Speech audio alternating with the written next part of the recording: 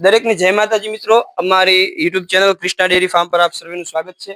અને આ અમારી કૃષ્ણા છે જે થોડીક આજે બીમાર થઈ ગઈ છે।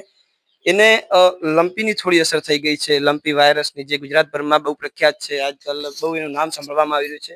તો એના અમુક લક્ષણો હું તમને જણાવી દઉં કે એના શરીર પર તમે જોઈ શકો છો કે થોડા ઝીણા ઝીણા ગુમડા જેવી અસર થાય છે અને આંખોમાંથી બહુ પાણી નીકળવાનું ચાલુ થઈ જાય છે। તે ખોરાક ઓછો કરી નાખે છે। તો થોડી તકેદારી રાખી, સાવધાની રાખી અને આપણે આ રોગથી બચી શકીએ છીએ। તો એને પહેલા જ તો જેને પણ લંપી રોગની થોડીક પણ અસર લાગે એ પશુને આપણે જુદું બાંધવું જોઈએ બધા પશુઓથી અને એને અલગ ટ્રીટમેન્ટ આપવી જોઈએ। સાથે સાથે આપણે એને લીમડાનું પાણી ઉકાળી અને પૂરા શરીર પર એને પોતું મારી દેવાનું અને એને ખોરાકમાં પણ થોડુંક પૌષ્ટિક, જેમ કે ગોળ અને એવું જેથી એની શક્તિમાં વૃદ્ધિ થાય એવી આપણે વસ્તુઓ એને આપી શકીએ છીએ, ગોળ, મરી, એવું બધું।